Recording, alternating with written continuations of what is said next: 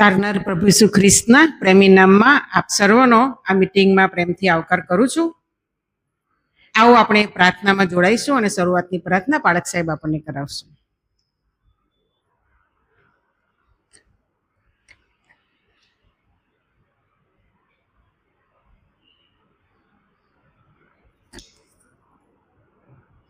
આપણે પ્રાર્થના કરીએ. જીવન પ્રભુ, અમે આજના દિવસની ભેટને માટે આભાર માનીએ છીએ. રવિવારનો સંગતનો દિવસ તમે અમને આપ્યો. સવારે તમારા લોક તરીકે અમે એકબીજાની સાથે સંગત કરી શક્યા અને તેની સાંજની અમારા ખાસ વર્કશોપમાં પેપર પ્રેઝન્ટેશનમાં અમે ભેગા મળ્યા છે ત્યારે પુષ્કળ આભાર માનીએ છીએ. ત્યાંની આ સંગતને માટે પ્રાર્થના કરીએ છીએ પ્રભુ. આવનાર એક વ્યક્તિને માટે, શૈલભાઈને માટે પ્રાર્થના કરીએ છીએ પ્રભુ. તમારું વચન અનુસાર એક શિક્ષણ લાવવાને માટે તમે ખાસ કૃપા આપો અને સાથે મળીને પ્રભુ અમે તમારા વચનમાંથી બાબતો શીખી શકીએ એવી કૃપા અમે માંગીએ છીએ. હા પ્રભુ, તમે અમને દોરજો એ વિનંતી અમે કરીએ છીએ. મારી પ્રાર્થના પ્રભુ ઈસુના નામથી સાંભળો અને માન્ય કરો પિતા. આમેન.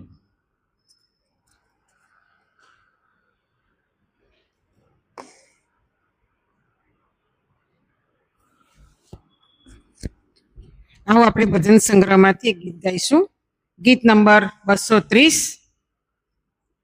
ગીત નંબર 230 અને તેના પહેલા 3 શ્લોક આપણે ગાઈશું. માંડળીનો પાયો એક તે પ્રભુ ઈસુ ધાર, ઉપજાવી નવી છે વચને પાણી દ્વાર, સ્વર્ગેથી કન્યા લેવા તે આવ્યો નીચે જા, ને તેને જીવન દેવા પોતાનો આપ્યો પ્રાણ.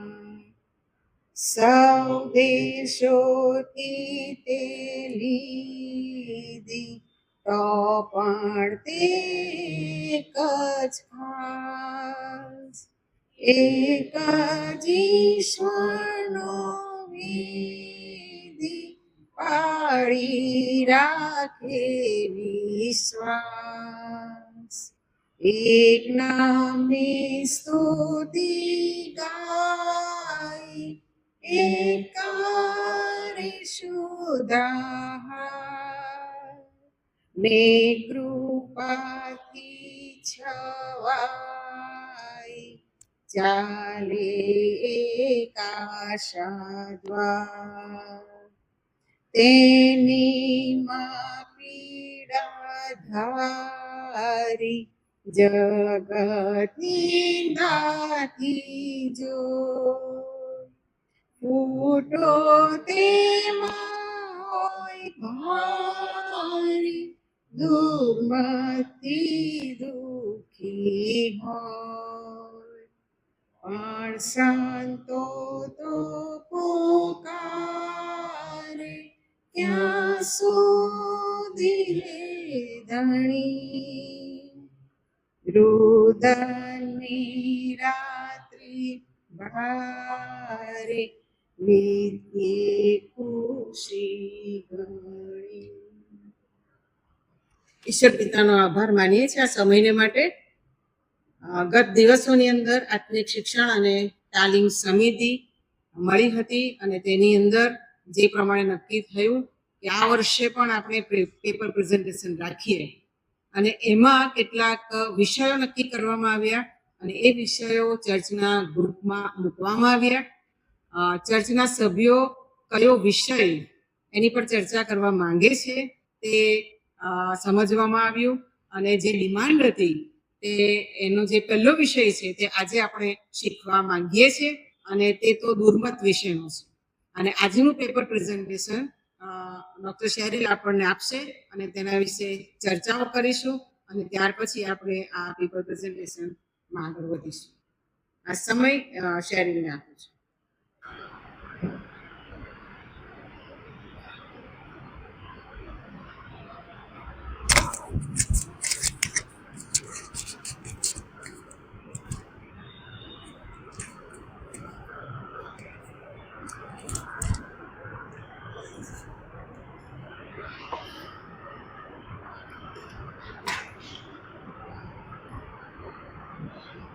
Good evening. પ્રભુ ઈસુ ખ્રિસ્તના પ્રેમી નામમાં આપ સર્વને પ્રેમી સલામ પાઠવું છું. આત્મિક શિક્ષણ અને તાલીમ સમિતિ દ્વારા જે નક્કી કરવામાં આવ્યું છે તે વિષય પર આજે આપણે ચર્ચા કરવા જઈ રહ્યા છે. આપણે સૌ જાણીએ છીએ કે ઘણા બધા દ્રષ્ટિકોણો બાઇબલની કોઈ ટેક્સ્ટની વિશે લઈને હોય છે. બધા પોતપોતાના અર્થઘટન પણ કરતા હોય છે. એમાં કયું અર્થઘટન સાચું છે, કયું ખોટું છે, તે જો આપણે સમજી જઈએ તો કદાચ આપણને દુર્મત અથવા ખોટા શિક્ષણ વિશેની જાણ આપણને થઈ જાય. સૌથી પહેલા જો હું તમને કોઈ પ્રશ્ન પૂછવા માંગુ કે તમારા વિશે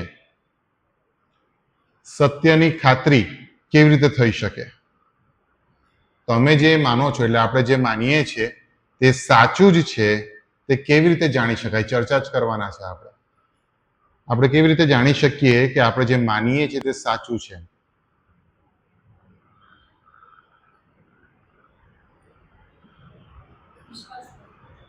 વિશ્વાસ દ્વારા. ઓકે, બીજો કોઈ જવાબ?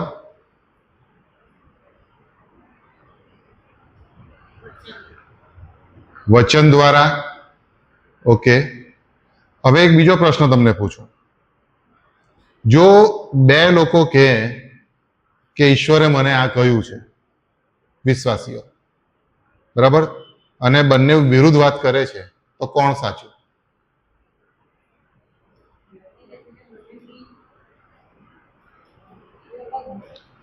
શું? બેઉ વિશ્વાસી છે, બરાબર. એ લોકો એમ કે છે કે ઈશ્વરે મને આ બાબત કહી, અને બંને જણા ઓપોઝિટ છે, વિરુદ્ધમાં વાત કરે છે, બરાબર છે. પણ એ બેઉ એમ કે ઈશ્વરે મને આ કહ્યું છે.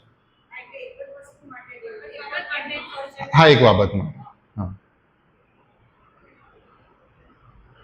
એક બાબત હોય કે મલ્ટિપલ બાબત હોય, પ્રશ્ન એ નથી કે શું છે. ઈશ્વરે મને કહ્યું છે, હા પ્રશ્ન છે. બંને જણા ઈશ્વરે મને કહ્યું છે એ ડાયલોગ મારીને તમને વાત કરશે. એમને એવું છે કે ઈશ્વરે મને આ કહ્યું છે. તો આપણે કેવી રીતે એ સમજી શકીએ કોણ સાચું કોણ ખોટું? એક પ્રશ્ન છે.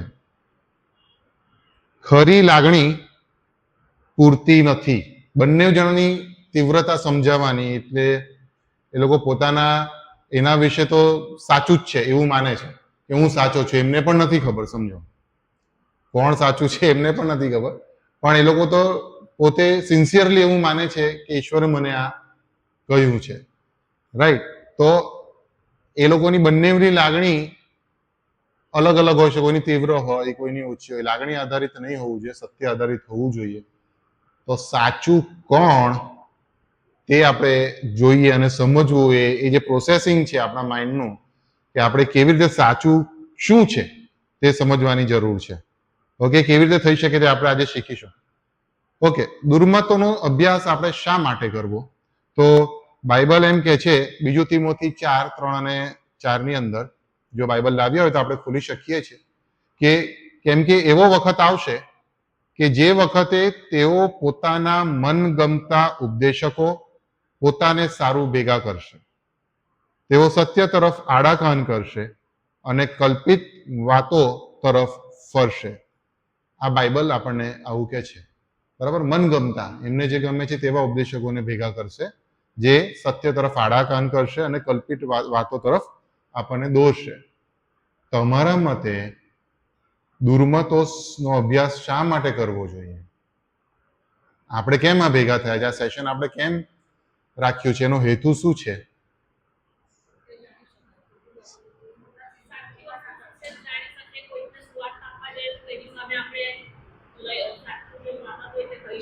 ઓકે, હા, આપણે પોતે જે હોય તો આપણે બીજાને કહી શકીએ. બીજું, બાઇબલ જે કહે છે તે પ્રમાણે આપણે દર રવિવારે એક કલમ વાંચીએ છીએ છેલ્લે, માથી 28, 18 થી 20. એમાં શું લખ્યું છે? સૌથી પહેલી કલમ, ઈસુ આવીને તેઓને કહ્યું કે આકાશમાં મને અપાયો છે. પછી દેશનાઓને શિષ્ય કરો, બાપ્તિસ્મા આપતા જાઓ અને જે આજ્ઞા પાળવાનું તેઓને શીખવતા જાઓ. બરાબર. હવે એ શીખવાય ક્યારે? આપણે ક્યારે શીખાડી શકીએ? જો પોતે આપણે ઓકે. હવે એમાં જ જો ભૂલ થાય, આપણને ઈશ્વરે એક મેન્ડેટ આપ્યો છે, તે આપણે સુવાર્તા પ્રચાર કરવાનો. જો આપણે દુર્મતોમાં ફસાયા હોઈએ તો તેની સીધી અસર ક્યાં પડે? સુવાર્તા પ્રચાર પર. આ સૌથી અગત્યનો દુર્મત સમજવાનો એક હેતુ છે કે જ્યાં સુધી મને દુર્મતો નથી ખબર હોતા ત્યાં સુધી હું સાચી સુવાર્તા આપી શકતો નથી. પાઉલ એમ કહે છે કે હું અથવા આકાશમાંનો કોઈ પણ દૂત આવીને તમને આના સિવાયની બીજી કોઈ સુવાર્તા પ્રગટ કરે તો અફસોસ, એનું માનવાનું નથી. એ પોતાને પણ એમાં ઇન્ક્લુડ કરે છે. બરાબર. કેમ એવું થાય છે? કેમ કે એ દુર્મતોને જાણે છે. એ સૌથી મોટો અગત્યનો છે. ચર્ચમાં ખોટા શિક્ષણો ધીમે ધીમે સત્યને બદલી નાખે છે. એ દુર્મત ફટાક દઈને નથી આવી જતો, ધીમે ધીમે એની વિચારધારા બદલાય છે. અને જ્યારે મંડળીમાંથી એ વાત આવે છે ત્યારે એ દુર્મત બનીને લોકોના મન ફેરવી કાઢે છે. સત્ય સામે છેતરપિંડી આત્મિક જોખમ ઊભું કરે છે. નાશમાં જવાના પૂરેપૂરા ચાન્સીસ હોય છે. બરાબર. વિશ્વાસની રક્ષા માટેનું સત્યનું જ્ઞાન જરૂરી છે. આપણે રક્ષા નથી કરી શકતા, પણ એક એવું સમજણ છે કે આપણે સાચો વિશ્વાસ રાખવો હોય તો સત્યનું જ્ઞાન એ જરૂરી છે. ઓકે. એટલે મૂળભૂત રીતે આપણે જ્યારે શાલોમ ચર્ચને પણ તમે જોઈ લો, શાલોમ ચર્ચમાં આપણે બધી જ આત્મિક સમિતિ, શિક્ષણ સમિતિ નથી, એક ઇવેન્જલિઝમ કમિટી પણ છે. કેમ? બે પાસા છે. એક કમિટી શું કરે છે? એક કમિટી દુર્મતો વિશે, સાચા શિક્ષણ વિશે લોકોને જણાવે છે, જેથી કરીને તેઓ ઇક્વિપ થાય, શાલોમ મંડળી આપણી એ ઇક્વિપ થાય અને ઇવેન્જલિઝમ એ સારી અને સાચી રીતે થઈ શકે.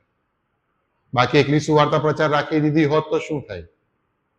અથવા તો એકલી આત્મિક શિક્ષણ સમિતિ રાખી દીધી, સુવાર્તા પ્રચાર નહીં રાખી તો શું થાય? રાઈટ. એટલે આ કહેવાનો અર્થ એમ છે કે જ્યાં સુધી સાચી સમજણ આપણી પાસે નથી ત્યાં સુધી સુવાર્તા પર તેની અસર પડે છે અને પડે જ છે. અને આજે દુનિયામાં, જગતમાં ઘણા બધા એવા દુર્મતો અથવા તો ખોટું શિક્ષણ એ ચાલી રહ્યું છે. હવે મૂળ સમજવાની વાત છે. તમે જો ચિત્ર જોઈ શકો ઉપર, તો 3 બાબત તમને દેખાશે. ઓકે. એક તો ભૂલ છે, એક છે ખોટું શિક્ષણ અને એક છે દુર્મત. એક છે ભૂલ, એરર જેને કહેવામાં આવે છે. એક છે ખોટું શિક્ષણ, જેને ફોલ્સ ટીચિંગ કહેવામાં આવે છે. અને એક છે દુર્મત, જેને હેરેસીસ કહેવામાં આવે છે. હેરેસી દુર્મત જ્યારે લાંબો સમય સુધી રહે ત્યારે એ કલ્ટ બની જાય. ઓકે. એટલે આપણે દુર્મતને એ રીતે સમજીએ છીએ. પણ ત્રણેયમાં તફાવત શું છે તે સમજી લો. દરેક ભૂલ એ દુર્મત નથી. દરેક ભૂલ એ દુર્મત નથી, પણ દરેક દુર્મત એ ઊંડી ભૂલ છે. દરેક ભૂલ એ દુર્મત નથી, પણ દરેક દુર્મત એ ઊંડી ભૂલ છે. કેમ છે એ આપણે આગળ સમજીશું. એનો તફાવત સમજવો અગત્યનો છે. ભૂલ એટલે શું? તો અજાણતામાં થતી ભૂલ હોય છે. ઇન્ટરપ્રિટેશનમાં પણ આપણે કોઈક વાર અજાણતામાં ભૂલ કરી બેસીએ છીએ, પણ એને સુધારી શકાય. એને આપણે સુધારી શકીએ છીએ. બીજી બાબત છે ખોટું શિક્ષણ. સત્યમાં ભેળસેળ કરેલું શિક્ષણ હોય છે. હવે સત્ય કયું છે એ આપણે આગળ જોઈએ છે, પણ આટલું અત્યારે યાદ રાખીએ કે સત્યની અંદર જે એબ્સોલ્યુટ ટ્રુથ છે, સર્વોચ્ચ સત્ય છે, ડોક્ટ્રિન્સ છે, સિદ્ધાંતો છે, તેની અંદર જો ભેળસેળ થાય તો એ ખોટું શિક્ષણ તે બની શકે છે. હવે આમાં ધ્યાન એ આપીએ, જો ચિત્ર તમે જોઈ શકશો તો તેમાં એક ગેરમાર્ગે દોરનારું તો છે. રાઈટ. એ ફોલ્સ ટીચિંગ જે છે તે ખોટા રસ્તે લઈ જાય છે, પણ તેની અંદર થોડું સત્ય એ સમાયેલું છે. એટલે બધું જ ખોટું ખોટું ખોટું નહીં શીખવશે. તમે કોઈ સંદેશો જોશો તેમાં બધો જ ખોટો સંદેશો નહીં હોય.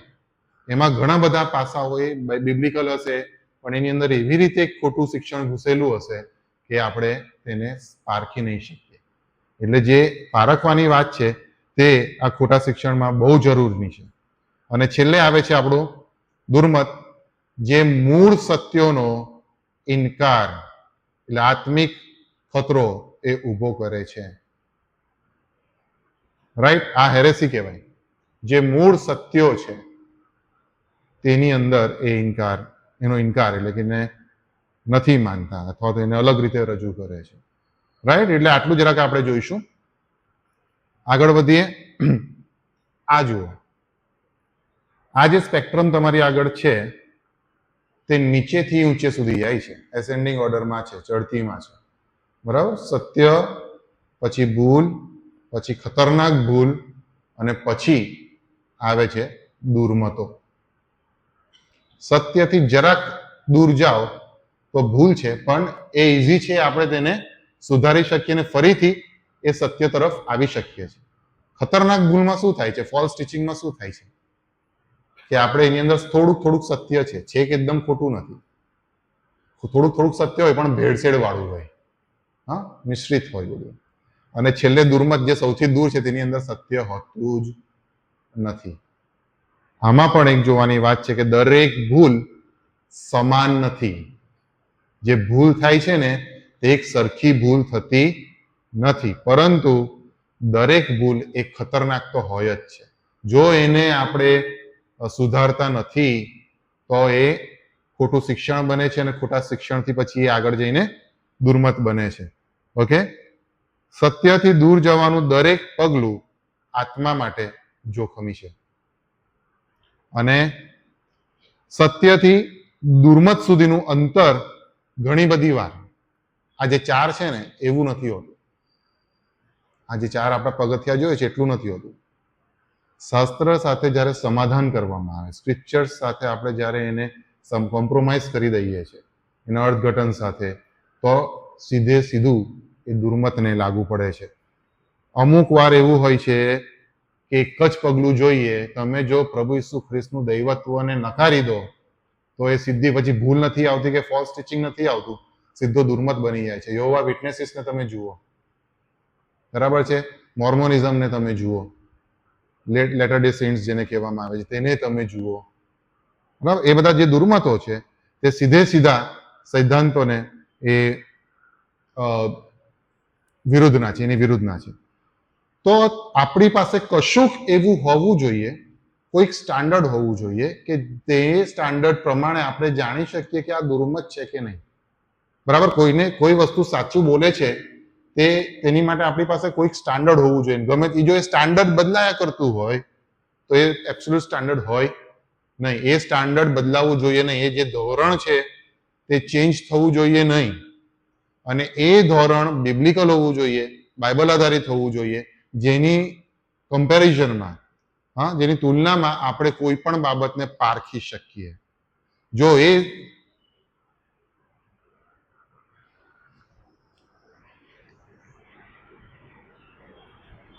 ચાલુ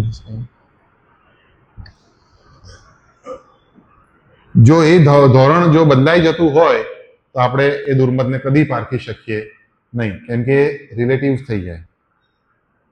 દરેક વખતે એ આગળ આપણે જોવાના છે. તો એવા કયા માપદંડ તમારી પાસે, તમે વિચારો કે એવું આપણી પાસે કયું સ્ટાન્ડર્ડ છે કે જેના સંદર્ભમાં આપણે એ કમ્પેર કરી શકીએ. કોઈક સત્ય હોવું જોઈએ, અને ઘણા બધા પાસા હોય.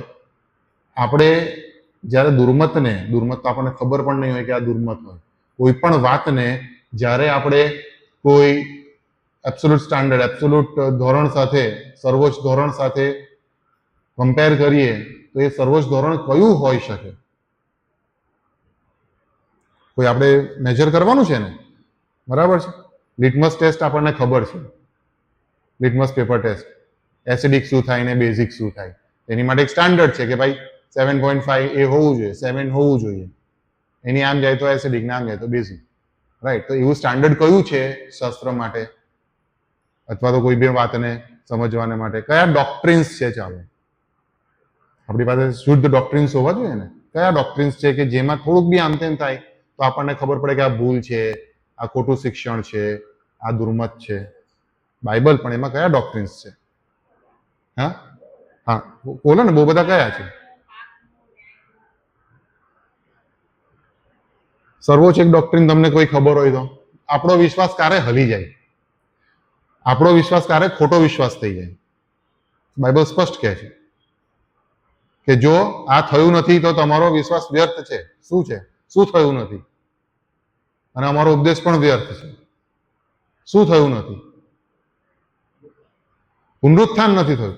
જો ખ્રિસ્ત ઉઠ્યો નથી તો અમારો વિશ્વાસ અને અમારો ઉપદેશ એ બંને વ્યર્થ છે. એટલે એબ્સોલ્યુટ શું છે ક્રિશ્ચિયાનિટી માટે? પુનરુત્થાન. પુનરુત્થાન એ એબ્સોલ્યુટ ટ્રુથ છે. જો એમાં મુસ્લિમ્સને તમે જુઓ, એ નહીં માને. ઇસ્લામ નથી માનતું, એમ કે છે કે અલ્લાહે કોઈ બીજાને વધસ્તંભ પર જડી દીધો અને પ્રભુ ઈસુ ખ્રિસ્તને છોડી દીધા છે. એટલે આ એબ્સોલ્યુટ દુર્મત છે. દુર્મત કરતા બી આપણે એને કલ્ટ કે એવું કહી શકીએ છીએ, રાઈટ? તો એવા અમુક માપદંડો છે કે જે આપણને, જેના સંદર્ભમાં આપણે કોઈ પણ વાતને સમજી શકીએ છીએ. એનું પહેલું જે માપદંડ છે તે છે બાઇબલ એ અંતિમ સત્તા હોવી જોઈએ. સુપ્રીમ ઓથોરિટી એ બાઇબલની હોવી જોઈએ. બાઇબલની બહારનું કંઈ બી આવે, એપોક્રિફા, જો તમે આપણે સમજી ગયા છે, આપણે આગળ ભણી ગયા છે એપોક્રિફલ બુક્સ, બરાબર? થોમાની સુવાર્તા અને મરિયમ માગદાલેનની સુવાર્તા અને બધું આપણે જોઈ ગયા છે, બરાબર? એ બાઇબલ આધારિત નથી. કેમ એને કેનોનાઇઝ નથી કરવામાં આવ્યું? કેમ એને બાઇબલના 66 પુસ્તકોમાં ઉમેરવામાં નથી આવ્યું? કારણ કે એ લોકો પાસે એબ્સોલ્યુટ સ્ટાન્ડર્ડ હતું. જે લોકોએ બાઇબલ કેનોનાઇઝ કર્યું એ લોકો પાસે એક સ્ટાન્ડર્ડ હતું કે અમુક ડોક્ટ્રિન્સ જો એ લોકો માનતા હોય તો જ એને બાઇબલમાં સમાવેશ કરવાનો, નહીં તો નહીં કરવાનો એ પુસ્તકનો, બરાબર? સર્વ શિક્ષણ બાઇબલ દ્વારા તપાસવાનું. બરૈયાના લોકો આપણે એનું ઉદાહરણ જાણીએ છીએ. બીજો જે સૌથી અગત્યનો છે તે છે ત્રિએક ઈશ્વરનો, ટ્રિનિટી. આમાંથી ઘણા બધા દુર્મતો, ફોલ્સ ટીચિંગ્સ બહાર પડે છે. એકલા પવિત્ર આત્મા દેવને માને છે, કોઈ એકલા યહોવા દેવને માને છે, રાઈટ? એટલે પિતા, પુત્ર અને પવિત્ર આત્મા ત્રિએક ઈશ્વર છે તે એક એબ્સોલ્યુટ ટ્રુથ હોવું જોઈએ. તેના સંદર્ભમાં એની અંદર બાંધછોડ થઈ શકે નહીં. બીજું જે છે અગત્યનું તે છે કૃપા દ્વારા તારણ. આમાં હિન્દુઇઝમ આવે, જ્યાં મોક્ષનો સિદ્ધાંત આવે છે, કે જ્યાં કર્મનો સિદ્ધાંત આવે છે. સારા કર્મ કરતા જાઓ ને તમને મોક્ષ મળે, એવું નથી. બાઇબલ શું કહે છે? કૃપા દ્વારા તારણ મળ્યું છે, બરાબર? કર્મો નહીં, પણ પ્રભુ ઈસુ ખ્રિસ્તની કૃપા. એટલે આ જ્યારે આપણે આવું સિદ્ધાંતો સમજીએ છીએ ત્યારે આપણને ખબર પડે કે કેમ દુર્મતોને આપણે દુર્મતો કહી શકીએ છીએ. ચોથું, પ્રભુ ઈસુ ખ્રિસ્તનું દૈવત્વ. ઘણા બધા લોકો ફક્ત તેમને ગુડ ટીચર, તો બાઇબલ શું કહે છે? Why are you calling me good? There is no one else but God who is good, બરાબર? એની અંદર એક પ્રભુ ઈસુ ખ્રિસ્તને જ આવીને કહે છે કે ઉત્તમ ઉપદેશક તમે, તો કે ઉત્તમ તું મને કેમ કહે છે? દેવ સિવાય બીજો કોઈ ઉત્તમ નથી. ત્યાં બે પાસા છે. એ એમ કહે છે કે તું મને દેવ તરીકે બી માને છે. પ્રભુ ઈસુ ખ્રિસ્ત ત્યાં પોતાનું, આપણે એની અંદર થિયોલોજીકલ નથી જતા, પણ પ્રભુ ઈસુ ખ્રિસ્તનું જો દૈવત્વ આપણે નથી સાબિત કરી શકતા અથવા તો સમજાવી શકતા તો એ માપદંડ ખોટું છે. કેવી રીતે તમે દૈવત્વ સમજાવી શકો? પ્રભુ ઈસુ ખ્રિસ્તનું દૈવત્વ આપણે કેવી રીતે સમજાવી શકીએ?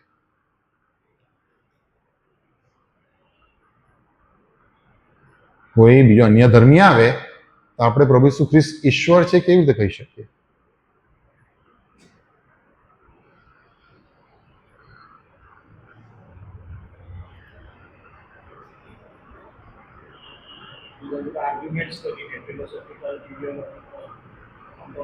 હા, થિયોલોજીકલ, ઓન્કોલોજી. પણ એક ખાલી આર્ગ્યુમેન્ટ તમે મને કહો, કોઈ બી એક આર્ગ્યુમેન્ટ જો તમને પુનરુત્થાન કેવી રીતે કહી શકો કે પુનરુત્થાન? પહેલું તમે આર્ગ્યુમેન્ટ પુનરુત્થાન પર જ આપણો વિશ્વાસ છે, બરાબર છે? તો આપણે પુનરુત્થાન પર કેવી રીતે કહી શકો? કેવી રીતે આર્ગ્યુ કરી શકશો? પહેલા તમે જે આપણને ખબર છે કે ભાઈ પેલી કબર ખાલી છે. હિસ્ટોરિકલ અને આર્કિયોલોજીકલ આપણી પાસે એ બેઝિસ છે કે ચાલ ભાઈ જો પેલી કબર ખાલી છે, તો એ ઈશ્વર જ હતા કેવી રીતે કહી શકો છો? ઘણા બધા એવા પાસા છે કે જ્યાં તમે એમ કહી શકો કે કોઈએ તેમને ઉઠાડ્યા નથી, એ પોતે ઊભા થયા છે, પોતે પુનરુત્થાન પામ્યા છે. તમે લાજરસ જુઓ, નાઈનના દીકરા જુઓ, બરાબર, જે મૃત થઈ ગયેલા, એ બધાને કોણે ઉઠાડ્યા? પ્રભુ ઈસુ ખ્રિસ્તે ઉઠાડ્યા. પણ પ્રભુ ઈસુ ખ્રિસ્તને કોણે ઉઠાડ્યા? પોતે. દેવ બાપે ઉઠાડ્યા, પણ એ પોતે સજીવન થયા છે, બરાબર, પુનરુત્થાન પામ્યા છે. બીજું તમે શું કહી શકો? જે મિરેકલ્સ થયા છે, એમણે જે ચમત્કારો કર્યા છે તે નેચર પર કર્યા છે. કયો માણસ પવન અને સમુદ્રને ધમકાવીને શાંત? એ તમારું દૈવત્વ દર્શાવે છે, રાઈટ? એટલે અમુક આપણે આવું શીખી શકીએ છીએ. આપણે બહુ ડીપમાં નથી જતા, પણ આટલા અમુક માપદંડો, આ માપદંડ કહેવાય કે તેની સાથે જો બંધછોડ થાય તો આપણે તેને દુર્મત સમજી શકીએ છીએ. અને છેલ્લું જે અગત્યનું છે તે છે શારીરિક પુનરુત્થાન. પ્રભુ ઈસુ ખ્રિસ્ત શરીરે મૃત્યુમાંથી ઉઠ્યા છે. આ 5 બીજા બધા ડોક્ટ્રિન્સ છે, પણ તેમાં ભેળસેળ થઈ શકે છે, રેફ્યુટ કરી શકો છો. પણ આ જે આની અંદર જો ભેળસેળ થાય તો તરત ખબર પડી જવી જોઈએ કે એ દુર્મત છે. આ છે ને પેલા ટોપ, એકદમ ટોપના પોઈન્ટ્સ છે. આની અંદર તમે બાયફર્કેશન કરીને પ્રેમ આવે કે પ્રભુ ઈસુ ખ્રિસ્તનો દયા આવે, એ બધું આની અંદરથી આવશે. પણ આ ટોપના છે, જેના સબ પોઈન્ટ્સમાં ઘણા બધા આપણે એની અંદર કરી શકીએ છીએ, બરાબર. એટલે આ સત્યનું માપદંડ એ હોવું જોઈએ, અને આ સત્યના માપદંડ આપણને ખબર હોવા જોઈએ. ઓકે, આગળ વધીએ. ઇતિહાસમાં દુર્મતો પહેલેથી જ હતા. મંડળી જ્યારે સ્થપાઈ ત્યારથી જ દુર્મતો તમને જોવા મળે છે. એમાં જો કોઈ એક્ઝામ્પલ તમે આપી શકો તો, કોરિન્થીયોના અથવા પ્રેતોના કૃત્યોમાં ઘણી બધી વાર સાહેબે એના વિશે ઉપરથી કહ્યું છે, બહુ ડીપમાં નહીં ગયા, પણ મેન્શન કર્યું છે. એપિક્યુરિનિઝમ, સ્ટોઇકિઝમ, એના કવિઓ જ્યારે કયો સંદેશ આપેલો, પાણી ગાગર લઈને પેલી સ્ત્રી ભરવા જાય છે, તેના પર જ્યારે ઇવેન્જલિઝમનો સંદેશો આપેલો, અહીંયાથી સાહેબ એક સંદેશો અહીંયાથી આપેલો, તેમાં એમણે મેન્શન કરેલું કવિઓની વાત હતી કે પાઉલ ત્યાંના જ કવિઓને, એ ગ્રીક કવિઓને લઈને, ફિલોસોફીઓને લઈને એ ત્યાં પોતે આર્ગ્યુમેન્ટ કરે છે. એટલે ત્યારે આ બધી ફિલોસોફી ત્યાં હતી, એ દુર્મતો હતા. એપિક્યુરિનિઝમ શું કહે છે કે ખાઈ પીને મસ્ત રહે, જલસો કર, કેમ કે આના પછી કંઈ છે નહીં. સ્ટોઇસિઝમ શું કહે છે કે બધું સહન કરો, દુઃખને ગણકારો નહીં, એ કહે છે. એટલે એ બધા જે દુર્મતો હતા, દુર્મતો એટલે ફિલોસોફીઝ હતી, તે ત્યાં પાઉલ ત્યાં મેન્શન કરે છે, અને પહેલેથી આવે છે, ચાલતા આવે છે. સૌથી પહેલી જો તમે જુઓ તો પહેલી અને બીજી સદીમાં જે દુર્મત ઉભો થયો છે તે ગ્નોસ્ટિસિઝમ છે. જ્ઞાનવાદ જેને કહેવામાં આવે, ગ્નોસ્ટિસિઝમ. હા, ગુપ્ત જ્ઞાન દ્વારા ઉદ્ધાર મળે છે, ઇન્ટેલેક્ચ્યુઅલિઝમ દ્વારા તારણ મળે છે અથવા તો ઉદ્ધાર મળે છે. અને મની, બરાબર, ફાઇનાન્સીસ, દ્રવ્ય એ મૂળભૂત રીતે ખરાબ છે. આ કોણ? આ સૂફી, તમે ગીતો સાંભળો છો ને, સૂફી, એ સૂફી ગીતો શું છે? આ ગ્નોસ્ટિસિઝમ છે. સૂફી ગીતો આમ ગોળ ગોળ ફરે, લાંબા લાંબા પેલા કોટ કરીને એ લોકો ગ્રુપમાં ગોળ ગોળ ફરે. એ જે સૂફી સોંગ્સ છે તે આ ગ્નોસ્ટિસિઝમ છે. ઓકે, ઝડપથી જઈશું કારણ કે ચર્ચા કરવાના છે આપણે. આગળ જોઈએ તો મોડેલિઝમ. મોડેલિઝમ એમ કે છે, બીજી અને ત્રીજી સદીમાં આવ્યું કે પિતા, પુત્ર અને આત્મા એક જ વ્યક્તિ છે. શું આપણે આ માનીએ છીએ? પિતા, પુત્ર અને આત્મા એક જ વ્યક્તિ છે, આપણે માનીએ છીએ? સાચું જ કહેવાનું છે, અને આપણે ચર્ચા જ કરવાની છે. માનીએ છીએ? કેમ નથી માનતા, કે કેમ માનો છો?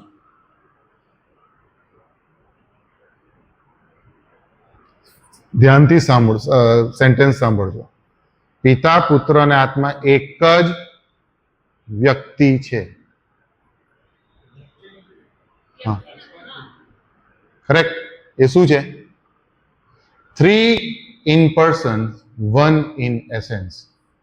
તત્વમાં એક છે, પણ વ્યક્તિ 3 એ અલગ છે. આ ત્રિએકતાના સિદ્ધાંત પર પડેલો પ્રહાર છે. બરાબર? ત્રિએકતા શું કે છે? ડેફિનેશન શું છે ત્રિએકતાની? એક તત્વ, ઈશ્વર એક તત્વના છે, પણ વ્યક્તિ કેટલા છે? 3 પર્સનાલિટીઝ છે, 3 પર્સન છે. પ્રભુ પવિત્ર આત્માની બી પર્સનલ, તમે એના ગુણો જુઓ, પ્રભુ ઈસુ ખ્રિસ્તના ગુણો જુઓ, યહોવા દેવના ગુણો જુઓ, ત્રણેયના ગુણો અલગ અલગ છે. પર્સનાલિટી વાઇઝ ઓફિસીસ અલગ છે, કાર્ય કરવાનું એ અલગ અલગ છે એમનું. બરાબર છે? ઓલરાઈટ. એટલે આ મોડેલિઝમ ત્યારે એ લોકોએ બીજી અને ત્રીજી સદીમાં એ દુર્મત જોવા મળ્યો. પછી એરિયનિઝમ એ 4થી સદીમાં આવ્યું, કે જ્યાં ખ્રિસ્ત ઈશ્વર નથી, પણ સૃજાયેલ વ્યક્તિ છે. 335ની અંદર ચેલ્સીડોનની જ્યારે એ સભા મળી, તેની અંદર આ દુર્મતને નકારવામાં આવ્યો. આ તમે આપણે જે વિશ્વાસનામાઓ બોલીએ છીએ તે છે ને, ક્યારે વિશ્વાસનામા બહાર પડ્યા? જ્યારે આવો કોઈ મંડળીના ડોક્ટ્રિન્સની ઉપર પ્રહાર થયો, ત્યારે એ મંડળીના વડાઓએ ભેગા થઈને એને જોયો કે આ સાચો છે, બાઇબલ આધારિત છે કે નથી, અને પછી તેઓએ જાહેર કર્યું કે આને શું કરવાનું, રાખવાનો કે નહીં રાખવાનો. વિશ્વાસનામું જ્યારે આપણે વાંચીએ છીએ ને, ત્યારે છેલ્લા અમુક વસ્તુ આપણે બોલીએ છીએ. પ્રેરિતોના વિશ્વાસનામાની વાત કરું છું, એક જ ઈશ્વરમાં માનું છું, છેલ્લે આપણે બોલીએ છીએ ને, એ ક્યાંથી આવે છે? માનીએ છીએ. જે લોકો વિશ્વાસનામું કબૂલે તે જ ખરા ખ્રિસ્તી, એવું માનવામાં આવતું. અને એ જે ડોક્ટ્રિન છે એ ડોક્ટ્રિનલ એ વિશ્વાસનામા હતા. એરિયનિઝમ, જે એરિયસ નામનો એક વ્યક્તિ હતો, તેણે એ કર્યું કે ઈશ્વર, ખ્રિસ્ત એ ઈશ્વર નથી, પણ સૃજાયેલ વ્યક્તિ છે. એ રિપલ ઇફેક્ટની વાત કરે છે કે એક પથ્થર ઈશ્વર છે, એને પાણીમાં તમે નાખો એટલે જે રિપલ ઇફેક્ટ આવે, એના જે વમળો હોય, તે વમળો આપણે સુધી પહોંચે, એ પહોંચનાર કોણ છે? તો એ ખ્રિસ્ત છે, એ સૃજાયેલો વ્યક્તિ છે. એટલે એ આપણે એ બધામાં નથી જવા માંગતા, પણ બેઝિકલી આટલું આપણે જાણીએ કે પહેલી, બીજી, ત્રીજી, 4થી સદી અને લેજિયનિઝમ, એની અંદર 5મી સદીનું છે, કે જ્યાં માનવી પોતે સ્વર્ગે જઈ શકે છે. આ પહેલી 5 સદીના મૂળભૂત દુર્મતો છે. આ એટલા માટે આપણે સમજીએ છીએ કારણ કે જૂના દુર્મતો જ નવા સ્વરૂપમાં આવે છે. કોઈ નવી બાબત કાઢતું નથી. દુર્મતો ક્યારેય સંપૂર્ણ નવા હોતા નથી. તેઓ જૂની ભૂલોને નવા પેકેજિંગમાં આપણી સામે રજૂ કરે છે.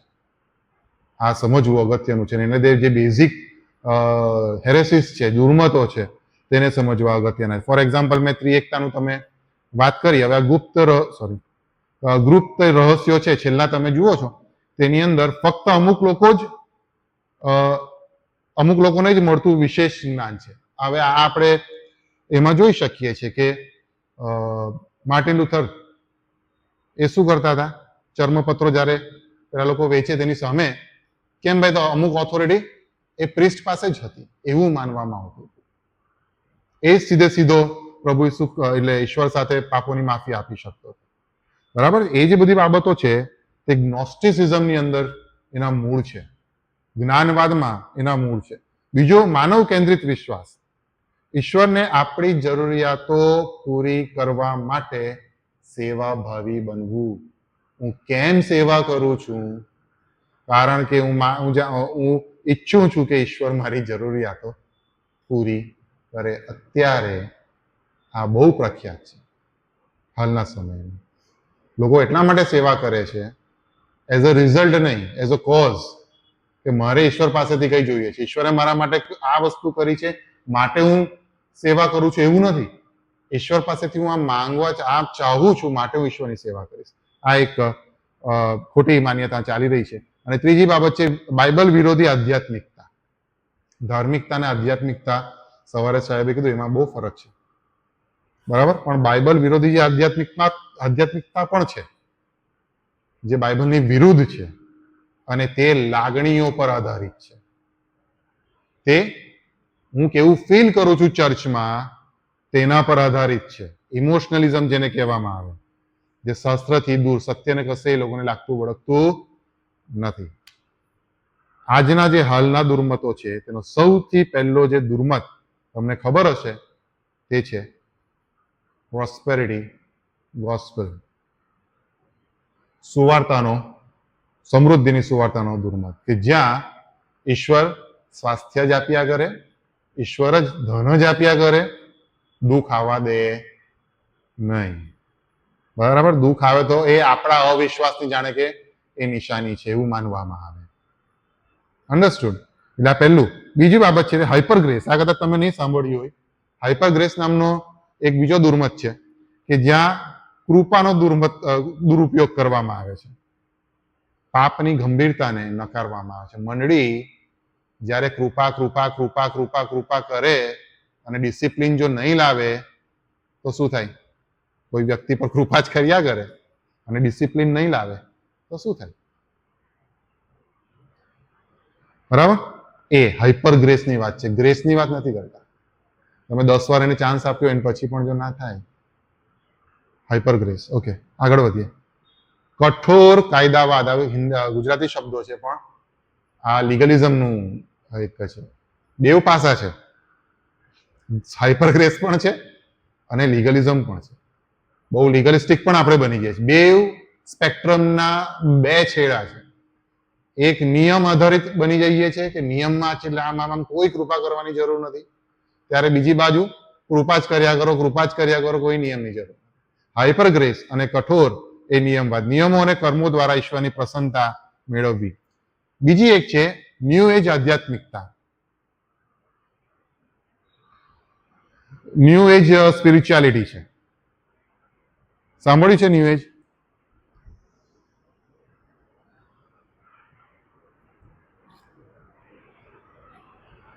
ન્યૂ એજ સાંભળ્યું છે? ન્યૂ એજ સ્પિરિચ્યુઆલિટી, બધા ઓશો ને બધાને નામ સાંભળ્યા છે? શું અહીંયાથી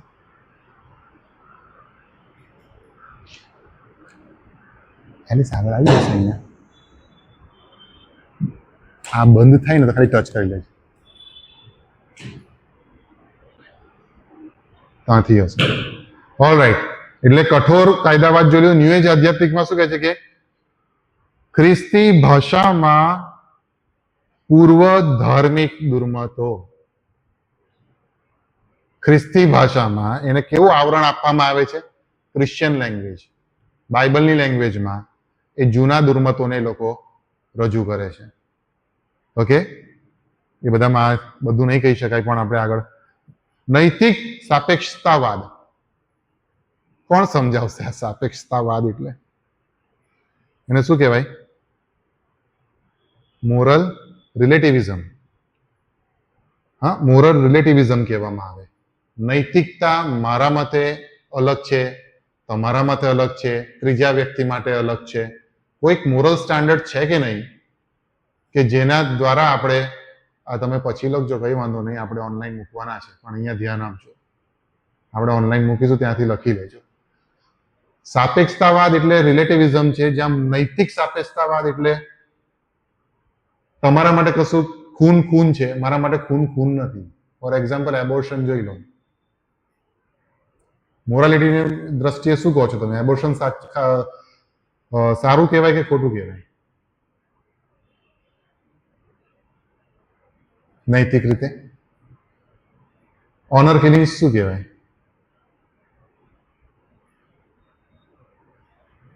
તમે બીજાને પૂછો તો એ લોકો અલગ કહેશે, રાઈટ? એટલે આ મોરાલિટી પણ રિલેટિવ છે એવું આ નૈતિકવાદ એ સમજે. સત્ય વ્યક્તિગત છે, મારું સત્ય અલગ છે, તમારું સત્ય અલગ છે, એવું હોઈ શકે?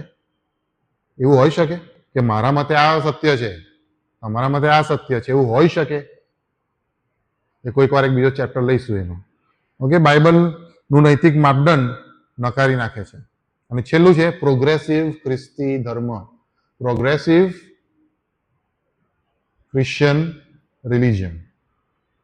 એમાં સૌથી વધારે ભેળસેળ થાય છે કારણ કે તેની અંદર કલ્ચર નો સમાવેશ થાય છે.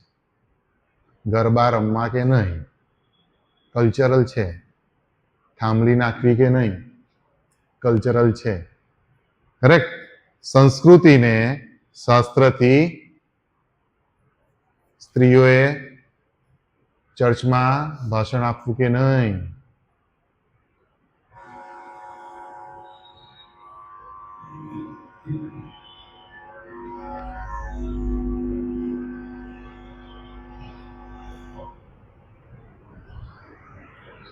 ઓકે.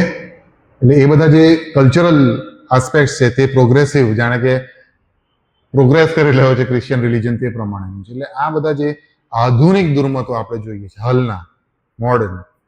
હવે હું તમને એક ચર્ચામાં આપણે જવા માંગીએ છીએ. વર્ડ ઓફ ફેથ હમણાં હું નહીં લઉં.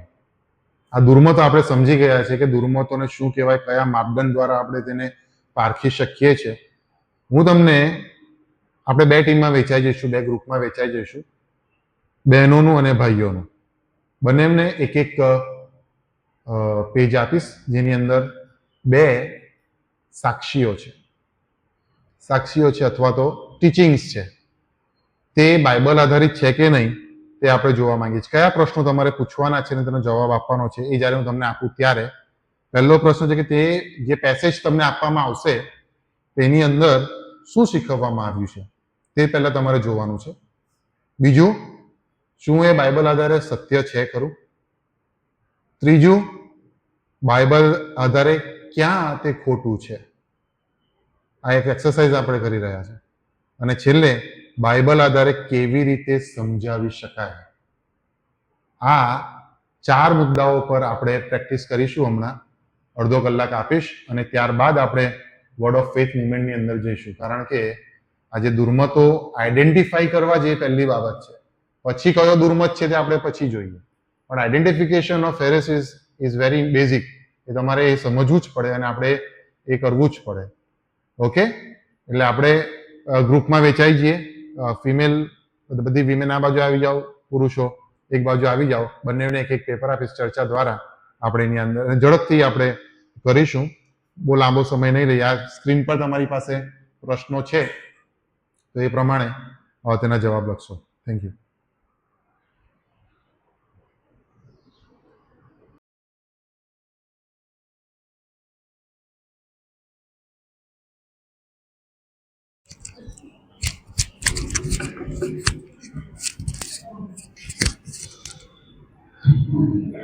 ઓકે, આશા રાખું છું કે થઈ ગયું. બંનેમાંથી પહેલા કોણ આવશે? જે પ્રશ્ન, હા આવી જાઓ, ફિમેલ આવી જાઓ, બહેનો આવી જાઓ અને અહીંયાથી તમે બોલી શકો છો. આમ માઈક હાથમાં રાખજો. આમ રાખજો. પહેલો સવાલ છે, શું શીખવવામાં આવી રહ્યું છે? તો પહેલો જે પેરેગ્રાફ છે ને તે બહુ જ અટપટો છે અને સમજતા જ બહુ વાર લાગી કે શું કહેવા માંગે છે. પણ અમે જે અમારે સમજ્યા તે એ હતું કે પ્રાર્થનામાં માંગવા વિશે શીખવવામાં આવી રહ્યું છે. કે પ્રાર્થનામાં જે વ્યક્તિ માંગે છે તેને માટેની વાત છે. બીજો પ્રશ્ન છે, શું એ બાઇબલ આધારે સત્ય છે? તો ના, એ સત્ય નથી. ત્રીજો પ્રશ્ન છે, બાઇબલ આધારે ક્યાં ખોટું છે? તો અહીંયા પહેલું જ જે બાબત જે લખી છે કે આપકો વહ નહીં મિલેગા जिसके लिए आप प्रार्थना करते हैं, आपको वही मिलेगा जो आप बोल रहे हैं. મને અહીંયા અમે એવું વિચાર્યું કે આખી વિરોધાભાસી બાબત આવે છે. પ્રાર્થનામાં માંગ્યા કરે, પ્રાर्थना માટે 5 मिनट, क्योंकि आप 5 मिनट तक किसी बात के लिए प्रार्थना करते हैं, लेकिन अगर बार बार उसके विपरीत बातें करते हैं तो वो आपको नहीं मिलेगा जो प्रार्थना में मांग रहे हैं, लेकिन आपको वो मिलेगा जो आप बोल रहे हैं. तो ये बाबत आखी અહીંયા અલગ પડે છે. અને અહીંયા બાઇબલ આધારિત જો આપણે સમજાવવું હોય તો ઘણી બધી પ્રાર્થના આધારિત કલમો છે તે આપણે કહી શકીએ કે ઈશ્વરે જે કહ્યું છે જ્યારે માગો છો ત્યારે પૂરા વિશ્વાસ સાથે માગો તો તમને મળશે. એ કલમ છે માર્ક 11 અને 24 કે જ્યારે વિશ્વાસ સાથે માંગે છે ત્યારે થશે. રાઈના દાણા જેટલો વિશ્વાસ કહ્યું છે બાઇબલમાં. અને પેલી જે વિધવા સ્ત્રી હતી જે વારંવાર એણે દાદ માંગી, તો વારંવાર પણ ઈશ્વરની પાસે જ્યારે તમે નિષ્ફળ અથવા તો એવું લાગી રહ્યું હોય છે કે જ્યારે પ્રાર્થનામાં કયા છતાં પણ કદાચ એનું પરિણામ નથી આવતું, તો પણ ઈશ્વર પર ભરોસો રાખવાની સાથે એ પ્રાર્થનામાં એ માંગણી કરવી જોઈએ, નહીં કે ખાલી બોલ બોલ કરવું જોઈએ, પણ ભરોસા સાથે માંગણી રાખવી જોઈએ. કારણ કે આપણને ખબર છે કે પ્રાર્થનાનો જવાબ પ્રભુ 3 પ્રકારે આપે છે. એ હા પણ હોઈ શકે, ના પણ હોઈ શકે, અને કદાચ એ થોભો પણ હોઈ શકે. આપણે માંગીએ છીએ એટલે આપણને મળી જ જાય એવું આપણે નહીં વિચારી શકીએ. પ્રભુની ઈચ્છા અને યોજના પ્રમાણે આપણે માંગવું જોઈએ, અને તે રીતે આપણને એ મળે. બીજું? ઓકે. હા, બીજું જે છે એ થોડુંક સહેલું હતું. એમાં શું શીખવવામાં આવી રહ્યું છે, તો એમાં કોઈક પરિસ્થિતિ જ્યારે અઘરી હોય છે ત્યારે એવી અઘરી પરિસ્થિતિમાં ઈશ્વર પર વિશ્વાસ રાખવો, એના વચન પર વિશ્વાસ કરવો એ જરૂરી છે.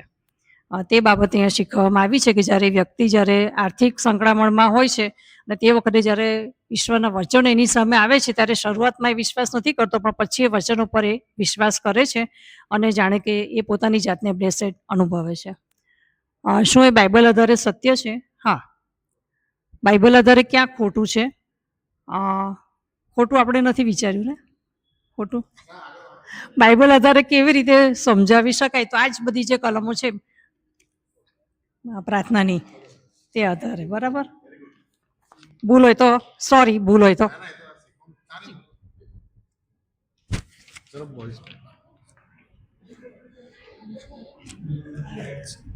ચાલો આવી જાઓ.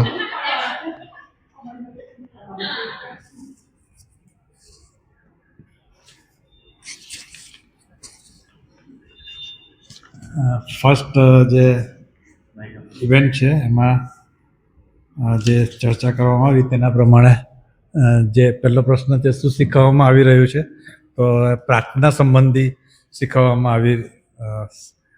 આવી રહ્યું છે એ બાબત અહીંયા જોવા મળે છે. બીજો જે પ્રશ્ન છે, શું એ બાઇબલ આધારે સત્ય છે, તો એનો જવાબ ના છે.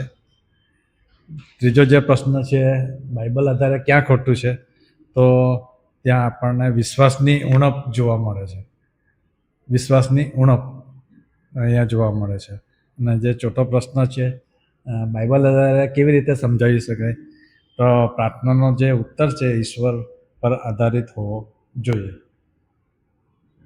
પ્રાર્થનાનો જે ઉત્તર છે તે ઈશ્વર પર આધારિત હોવો જોઈએ. બીજું જે ટોપિક છે એના જે પહેલો પ્રશ્ન છે, શું શીખવવામાં આવી રહ્યું છે, તો વચન પ્રમાણે આત્મિક આશીર્વાદ બતાવવામાં આવ્યો છે, પણ તે આર્થિક આશીર્વાદ સમજે છે. સેકન્ડ જે પ્રશ્ન છે, શું એ બાઇબલ આધારે સત્ય છે, તો ના.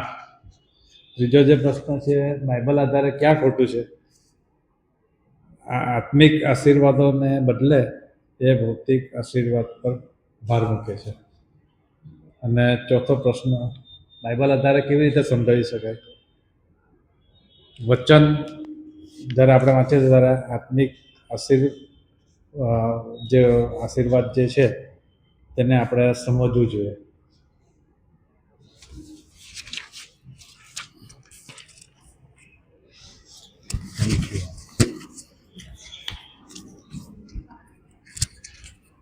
મજા આવી? પ્રેક્ટિસ થઈ? પહેલું જે આપણે જોયા તેની અંદર આપણે પ્રાર્થના વિશે તમે કીધું. બે રાઈટ છે, ખોટું નથી. પ્રાર્થના વિશે છે, પણ એમાં તમને મૂળ પ્રોબ્લેમ શું લાગે છે? પહેલામાં એક બાજુ એમ કે છે કે वह जो प्रार्थना करता है केवल वही नहीं होता, ત્યાં જ તમને વિરોધાભાસ ખબર પડવો જોઈએ. બરાબર? જે પ્રાર્થના કરે છે તે જ નથી થતું, પણ તમે એટલે દાખલા તરીકે મારે કાલે એક્ઝામ છે, મેં વાંચ્યું નથી, મેં 5 મિનિટ આણે કીધું તેમ પ્રાર્થના કરી, પણ મારા બહાર જઈને ફ્રેન્ડ્સને એમ જ કહું છું, યાર મેં તો કંઈ વાંચ્યું નહીં, હું પાસ થવાનો જ નથી. એવું 10 વાર બોલીશ તો શું થશે? હું પાસ નહીં થાઉં? એ આ એવું કહે છે કે તમે એક મુદ્દા માટે પ્રાર્થના કરો છો, પણ એ પ્રાર્થના પતી ગયા પછી તમે એની વિરુદ્ધ 10 વખત બોલો છો. એટલે થશે શું કે તમે જે બોલો છો ને તે માન્ય થશે, પણ તમે જે પ્રાર્થના કરી છે તે માન્ય નહીં થાય. એવું આ શિક્ષણ આપે છે. આ પેસેજ. ખ્યાલ આવ્યો ને?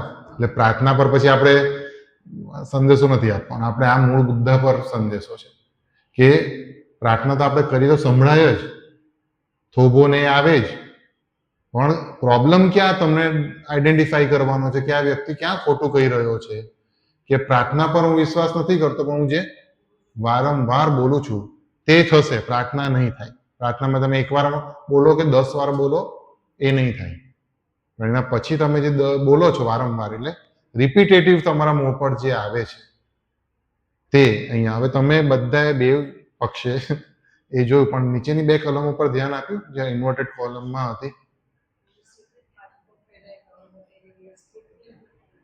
આ એના વચનો નથી, આ બાઇબલના વચનો છે.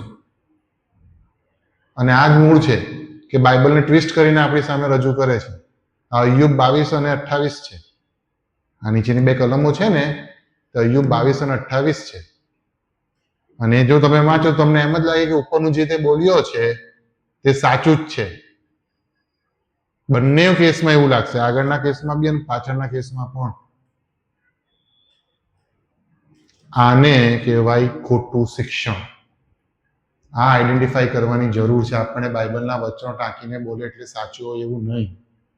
અય્યુબ જ્યારે વાત કરે છે તે આત્મિક બાબતોની વાત કરે છે. અય્યુબની જ્યારે અહીંયા વાત થાય છે એની પર બહુ ડિટેલમાં નહીં જઈશું. આ પેસેજીસ મેં બનાવ્યા નથી, આ એક મોટા પ્રીચરના પેસેજીસ છે જેનું નામ હું તમને રિવીલ નથી કરવાનું. હું નથી માનતો કે તમે એના વિશે કશું ખોટું મનમાં લઈને જાઓ, પણ જે પ્રોબ્લેમ છે તેને આપણે એડ્રેસ કરી રહ્યા છીએ અહીંયા, રાઈટ? એ પ્રોબ્લેમને આપણે એડ્રેસ કરીએ એટલે બધું હું આગળ બી આપણે સમજી ગયા કે જે શિક્ષણ આપવામાં આવે છે તે ભેળસેળ્યું હોય, એમાં બધું જ ખોટું નથી હોતું, થોડુંક સાચું બી હોય, પણ એની અંદર એવો એક પેલો પોઈન્ટ મૂકી દે કે આપણને એમ જ લાગે કે આ સારું છે. અહીંયા તો આપણે ચોખ્ખે ચોખ્ખું દેખાય છે. બીજા પોઈન્ટમાં જે કદાચ બહેનો એમાં થોડી વિચારવામાં થોડા નબળા રહ્યા.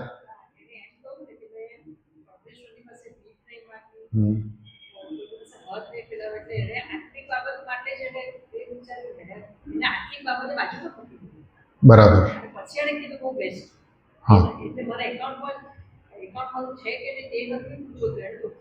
હા, પછી શું કીધું?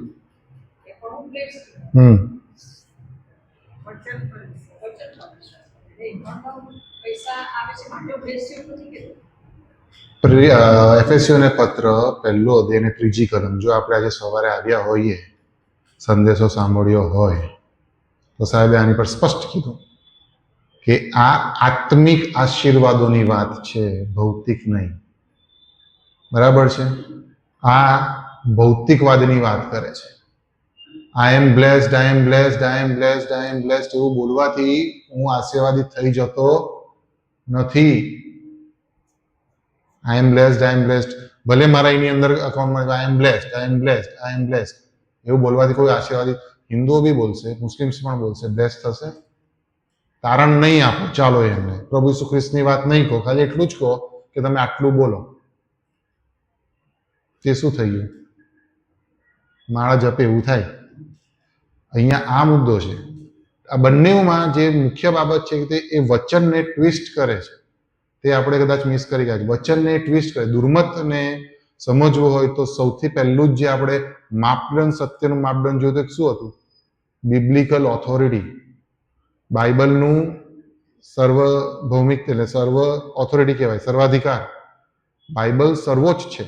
એના સંદર્ભમાં, અને તમારી પાસે કલમ બંનેમાં હતી, બંનેમાં કલમો હતી, અને એટલા માટે મૂકેલી કે ટ્વિસ્ટ ક્યાં થાય છે તે આપણે જોઈ શકીએ છીએ. એટલે બીજામાં ભાઈઓએ એક્ઝેક્ટલી કીધું કે ત્યાં ભૌતિકવાદની વાત કરી છે, ત્યાં આત્મિક આશીર્વાદોની વાત નથી કરી. એમ ત્યાં એમ લખ્યું છે, જો 1 અધ્યાય અને 3 કલમ વાંચો, એફએસસીઓને પત્ર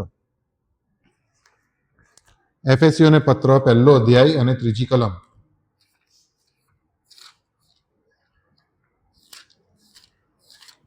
ત્યાં એમ લખ્યું છે કે આપણે આપણા પ્રભુ ઈસુ ખ્રિસ્તનો દેવ તથા બાપ સ્તુત્ય હો, તેણે સ્વર્ગીય સ્થાનોમાં દરેક આત્મિક આશીર્વાદથી આપણને ખ્રિસ્તમાં સમજો આમાં આત્મિક આશીર્વાદ તો માનશે એ, આ ભાઈ માને છે આત્મિક આશીર્વાદ, કે તારણ છે, કૃપા છે, આ છે, તે છે, બરાબર, જે આત્મિક આશીર્વાદ કહેવાય. પછી શું એ કહે છે કે એ આત્મિક આશીર્વાદ મળ્યો છે ને માટે હું ખ્રિસ્તમાં આશીર્વાદિત છું. એટલે ગાડી બી હોય, બંગલો બી હોય, બેંક બેલેન્સ બી હોય, બધું જ હોય, ભૌતિકવાદ ત્યાં ઘૂસી જાય. એટલે આ સમૃદ્ધિની એક સમૃદ્ધિની સુવાર્તા અહીંયા આપણે કહી શકીએ. ઓકે, આજે આપણે જોઈ ગયા તે બધું વર્લ્ડ ઓફ ફેથ મુવમેન્ટનું એક ઉદાહરણ છે. બરાબર, આજે જે મેઇન ટોપિક છે તે વર્લ્ડ ઓફ ફેથ મુવમેન્ટ છે. એ દુર્મત પર આપણે જોવા માંગીએ છીએ. વર્લ્ડ ઓફ ફેથ મુવમેન્ટ 20મી સદીમાં શરૂ થયેલી ચળવળ છે. એ એવું શીખવે છે કે વિશ્વાસ એક આધ્યાત્મિક શક્તિ છે. આરોગ્ય, ધન અને સફળતા તેના લીધે મળી શકે છે. હું વિશ્વાસ કરું છું ને, આ પેલું જે આ દુર્મત દેખાયો તે 1 અને 3માં, હું વિશ્વાસ કરું છું માટે મને આરોગ્ય મળશે, મને ધન મળશે, મને સફળતા મળશે. ઓકે, આ એટલા માટે પ્રખ્યાત થઈ જાય છે કારણ કે તરત રાહતની અને ચમત્કારની આશા આપે છે આ સિદ્ધાંત. જે ગરીબ હોય ને તેને કહો એટલે તરત માની લે, જે પેલો દુઃખી હોય તેને તમે કહો તરત માની લે, કારણ કે એ તરત આશા આપે છે, ચમત્કારની આશા એ આપે છે. સોરી.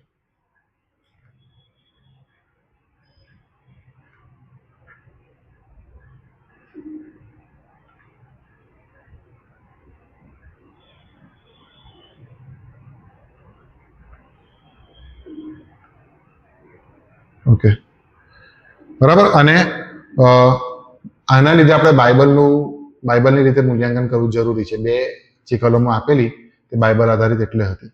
ઓકે, અને 1 યોહાન 4:1 કેમ કે છે કે વાલાઓ, દરેક આત્મા પર વિશ્વાસ ન રાખો, પણ આત્માઓ દેવની પાસેથી છે કે નહીં એ વિશે તેઓને પારખી જુઓ, કેમ કે જગતમાં જુઠ્ઠા પ્રબોધકો ઘણા નીકળ્યા છે. બરાબર છે, 1 Yohan 4:1. Okay, word of faith movement એ વિશ્વાસ એક શક્તિ છે તે રીતે રજૂ કરે છે. અને ભાષા અને ઘોષણા, name it and claim it, એ સિદ્ધાંત પર ચાલે છે. હું જે બોલીશ તે થશે.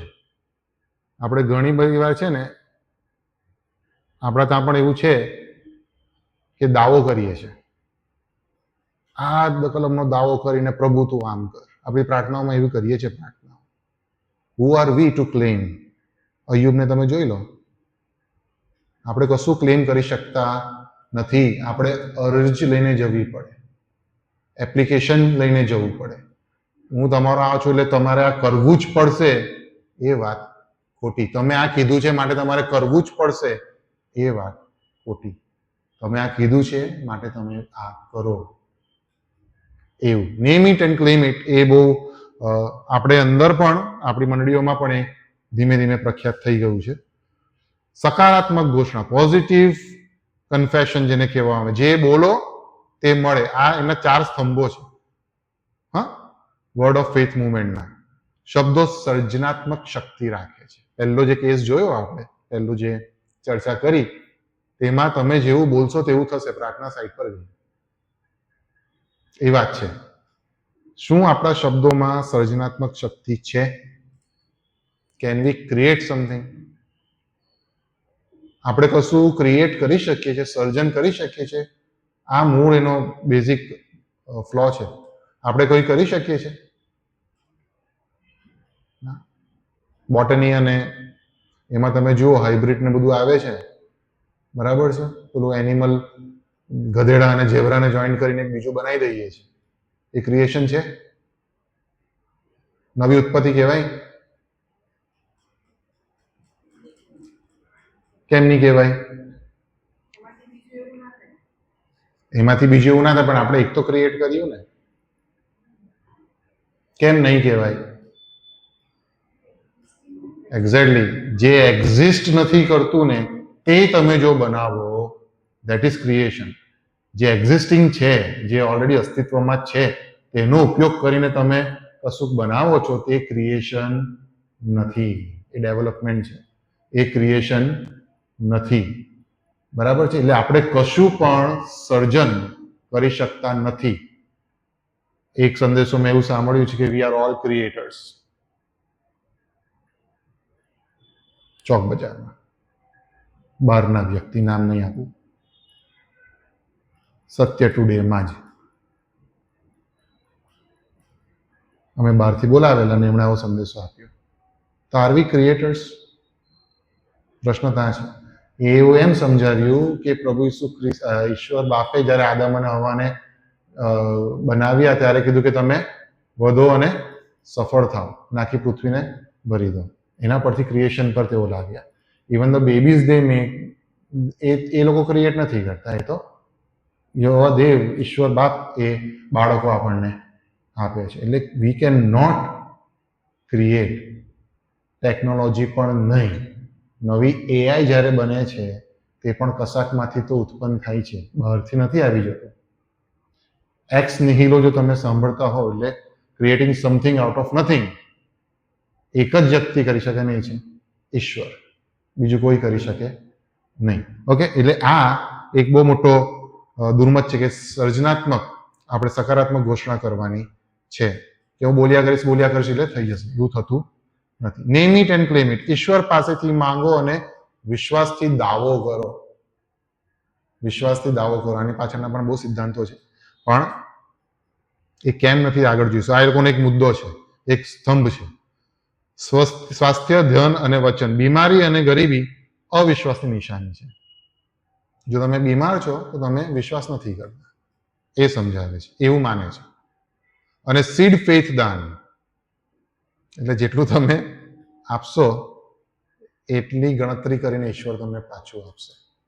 ઘણા બધાને આ દુર્મત આપણી મંડળીઓમાં પણ છે. ઈશ્વર પાસે કંઈક મેળવવા માટે એ પ્રકારનું દાન તેઓ આપે છે. ઈશ્વર કોઈનો દેવાદાર નથી. આપે છે, પણ એ જે સમજણ સાથે આપણે આપીએ છીએ, ધેટ ઇઝ રોંગ. બરાબર છે? આપો તો ઈશ્વર એ ગણતરી આપીને તમને પાછું આપશે. ઓકે, તો આમાં ખોટું શું? વર્ડ ઓફ ફેથ અને બાઇબલ, ખોટું શું છે? પહેલી બાબત, વિશ્વાસ દ્વારા ઈશ્વરને નિયંત્રિત કરો. એવું કોણ કહે છે? વર્ડ ઓફ ફેથ મુવમેન્ટ કહે છે. તમે બોલો, તમારો વિશ્વાસથી બોલો અને દાવો કરો. બાઇબલ શું કહે છે? કે વિશ્વાસ ઈશ્વર પર ભરોસો છે, એમનું નિયંત્રણ નથી. આપણે કંટ્રોલ ઈશ્વરને કરી શકતા નથી. બહુ આર્ગ્યુમેન્ટ્સ આવશે. મૂસાએ આટલી વાર પ્રાર્થના કરી, ઇબ્રાહિમ આટલી વાર પ્રાર્થના કરીને આમ થયું. આપણે કોઈ બીજા દિવસે ડીલ કરીશું. એટલે લોત ને લોકો બચી ગયા ને 5, આ 10 વાર પ્રાર્થના કરીને થયું. એટલે આપણે ઈશ્વરને નિયંત્રણમાં કરીએ છીએ. મૂસા ઇઝરાયલ પુત્ર માટે પ્રાર્થના કરે છે ને ઈશ્વરે એ લોકોનો નાશ ના કર્યો. એટલે આ બધા આર્ગ્યુમેન્ટ્સ આવે, પણ એ આપણે હમણાં ટચ નથી કરવાના. ઓકે, ઈશ્વર આપણી આજ્ઞા પાડે એવું વર્ડ ઓફ ફેથ કહે છે. ઈશ્વરે આપણી આજ્ઞા પાડવાની કોઈ જરૂર નથી. અય્યુબનું પુસ્તક તમે વાંચજો, એની અંદર આ જ દેખાશે. ઈશ્વર સર્વોપરી છે. પ્રાર્થના એટલે આજ્ઞા. હું ઈશ્વરને આજ્ઞા કરું છું. પ્રાર્થના એટલે સમર્પણ. લુક 22 અને 42. અને દુઃખ ઇઝ ઇક્વલ ટુ વિશ્વાસનો અભાવ. ત્યારે દુઃખ ખ્રિસ્તી જીવનમાં છે. કેવી રીતે કહી શકીએ? આ છેલ્લો પોઈન્ટ આપણને ખબર જ હોવી જોઈએ. દુઃખ કેમ વિશ્વાસનો અભાવ નથી? દુઃખ આવવું એટલે હું વિશ્વાસ ઓછો કરું છું એવું કેમ નથી?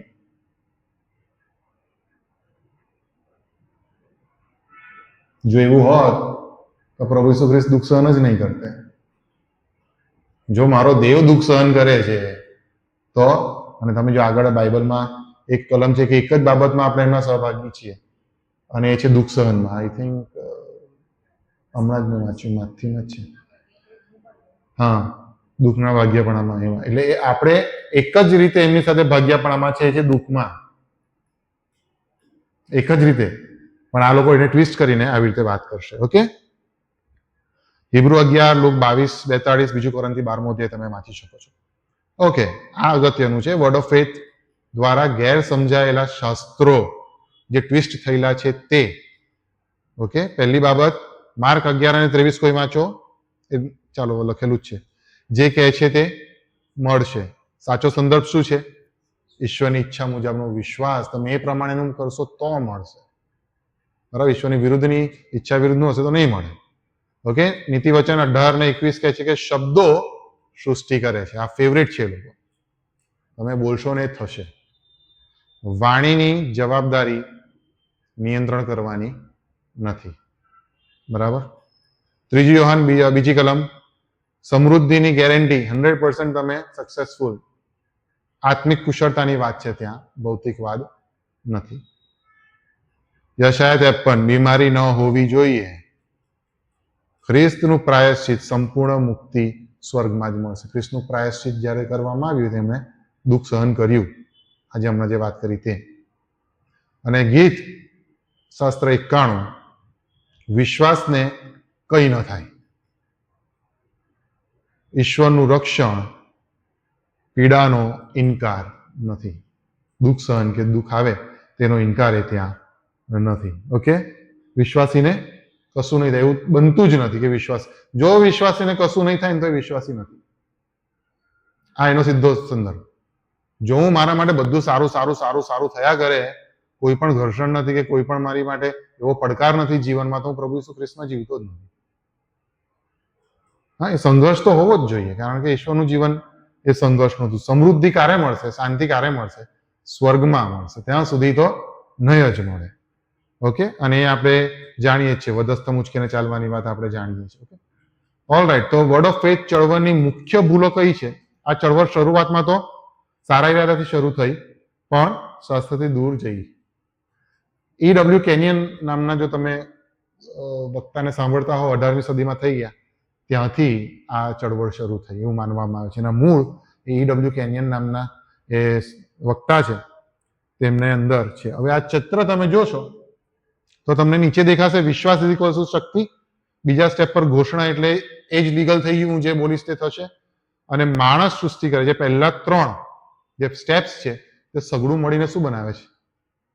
સમૃદ્ધિની સુવાર્તા, પ્રોસ્પેરિટી ગોસ્પેલના 3 એ મુદ્દા આપણને ક્યાં જોવા મળે છે? વર્ડ ઓફ ફેથ મુવમેન્ટમાં. બરાબર છે.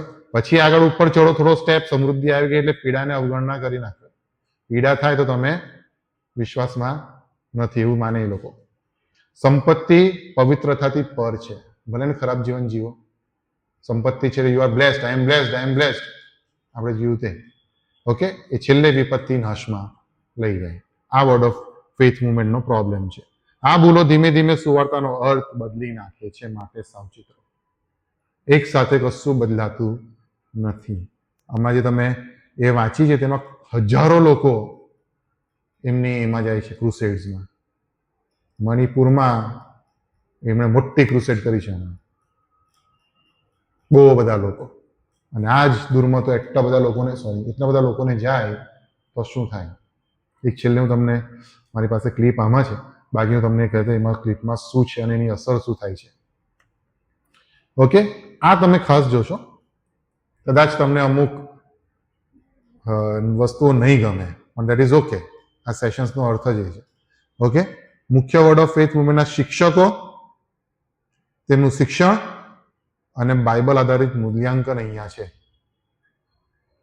સૌથી પહેલા જો શિક્ષકો ડાબા હાથને જોશો, જમણા હાથે, તો કેનેથ હેગિન અને કોપલેન્ડ, એ તમે અભ્યાસ કરો તો ખબર પડે કોણ છે. તેઓ શું માનતા હતા? શીખવે છે કે વિશ્વાસ એક આત્મિક શક્તિ તરીકે છે. આપણે બધા નાના ઈશ્વરો છીએ. We are small gods, we can create. બરાબર છે. અને સકારાત્મક એકરાર પર અતિશય ભાર, પોઝિટિવ કન્ફેશનથી જ તમે આપો છો. તેની ઓપોઝિટ આત્મિક સમસ્યાઓ તેમાં શું થાય છે કે માનવ કેન્દ્રિત સુવાર્તા બની જાય છે. હું સેન્ટરમાં આવી જાઉં, ખ્રિસ્ત નહીં. સેન્ટરમાં હું આવી જાઉં છું. ખ્રિસ્તના બદલે માણસની ભૌતિક ઈચ્છાઓ અને સફળતાને કેન્દ્રમાં રાખવામાં આવે છે. એને ડિફ્યુટ કેવી રીતે કરી શકીએ? આપણે તેને જવાબ કેવી રીતે આપી શકીએ? તો ઈશ્વર સર્વોપરી છે, સર્વસત્તા ઈશ્વરના હાથમાં છે. વિશ્વાસ એટલે ઈશ્વરની સર્વભૌમ ઈચ્છાને આધીન થવું, આદેશ આપવો નહીં. યાકૂબ 4:15 અને માર્ક 1:15. બીજો જે વ્યક્તિ છે, બીજા 2 વ્યક્તિ, બેની હિન અને જોએલ ઓસ્ટિન, આ તો તમે સાંભળતા જ હશો. એ અમેરિકાનું સૌથી મોટું ચર્ચ એ જોએલ ઓસ્ટિનનું, બરાબર, જોએલ ઓસ્ટિનનું છે. અને ચમત્કારો પર આધારિત એ સેવાઓ છે. પસ્તાવા વગરની સેવાઓ છે, લેઇંગ ઇન સ્પિરિટ, એ બધી વાત આવે છે. આમ ટચ કરીને પેલો પડી જાય. હા, હિલિંગ મિનિસ્ટ્રીઝ ચાલે, બરાબર. તમારું શ્રેષ્ઠ જીવન હમણાં જ છે, એ લોકો એમ સમજે, તદ્દન બાઇબલની વિરુદ્ધનું. આપણું શ્રેષ્ઠ જીવન ક્યાં છે? સ્વર્ગમાં છે. આ શ્રેષ્ઠ નથી. એનું સ્ટાર્ટિંગ અહીંયા થઈ જાય જ્યારે આપણે પ્રભુ પર વિશ્વાસ કરીએ છીએ. અનંત જીવનની શરૂઆત અહીંયાથી થાય છે. પણ શ્રેષ્ઠ ક્યારે બનશે? જ્યારે આપણે દુઃખ, દર્દ, વેદનામાંથી છેલ્લે અલગ થઈ જઈશું. ઓકે, એટલે આ લોકોની માનવ કેન્દ્રિત શિક્ષા છે, શિક્ષણ છે. બીજી બાબત જોઈએ તો એનો જે સમસ્યાઓ છે તે ખોટો વિશ્વાસનો સિદ્ધાંત. વિશ્વાસ એક ઈશ્વર પરનો ભરોસો નથી, પરંતુ ઈશ્વર પાસેથી કામ લેવાની એક આત્મિક ચાવી છે. સ્પિરિચ્યુઅલ કીઝ તરીકે તમે એક પુસ્તકો બી વાંચજો, આ લોકોના હોય છે. Spiritual keys to gain favour of God, એ બધી આવે. ઓકે, સાચી સુવાર્તા, બાઇબલ શું કહે છે કે સાચી સુવાર્તા એ અને પસ્તાવા પર ભાર મૂકે છે. પાપોથી પસ્તાવો અને પવિત્રતા એ ભૌતિક સંપત્તિ કરતા સર્વોપરી છે. આત્મિક બાબતો પર વાત કરે છે. નાશમાં નહીં જવા માટે આપણે પાપોનો પસ્તાવો કરવો પડે અને પવિત્ર જીવન જીવવાની જરૂર છે. ત્રીજા જે લોકો છે તેની અંદર કદાચ તમને નહીં ગમે બહેનોને, ક્રેફ્ટો ડોલર, જેણે પોતાનું એક મોટું પ્લેન પ્રાઇવેટ, એ જો તમે સાંભળ્યું હોય, તે પ્લેનમાં જ જાય લોકોના પૈસે, બરાબર. અને બીજું છે જે મેયર, એટલે કોણ? જોયસ મેયરના બહુ અનુયાયીઓ છે. એ જે છે તે નાણાકીય બીજ વાવવાની ભૌતિકતાવાદની વાત છે ત્યાં, બરાબર, કે તમે આટલું આપશો તો ઈશ્વર આટલું બધું ત્યાં આપશે. શિષ્યપણું અને દુઃખની અવગણના ત્યાં દેખાય છે. વધસ્તંભના સાચા સાંકડા માર્ગ અને ખ્રિસ્ત માટેના સહનશીલતાના ગુણોને નકારવામાં આવે છે, બરાબર. ખ્રિસ્ત કેન્દ્રી જીવન એ બાઇબલ આપણને શીખવે છે કે સગવડતા પહેલા વધસ્તંભ અને આપણી મરજી નહીં પણ પિતાની મરજી પૂરી થવી જોઈએ, એ બાઇબલ આપણને શીખવે છે. પ્રશ્ન ક્યાં છે? ગંભીર પ્રશ્ન, આત્મિક છે. કયો? મૂળ પ્રશ્ન એ નથી કે કયા શિક્ષકો કેટલા લોકપ્રિય છે, પોતાની મિનિસ્ટ્રીઝ ચલાવે. ખરો પ્રશ્ન એ છે કે શું એ શિક્ષણો અથવા શિક્ષાઓ તેઓ આપે છે તે ખ્રિસ્તને મહિમા આપે છે? બીજો પ્રશ્ન પૂછવાનો કે પવિત્ર શાસ્ત્ર સાથે મેળ ખાય છે એ લોકોના શિક્ષણ? ત્રીજો પ્રશ્ન પૂછવાનો કે સાચી સુવાર્તાને એ જાળવી રાખે છે?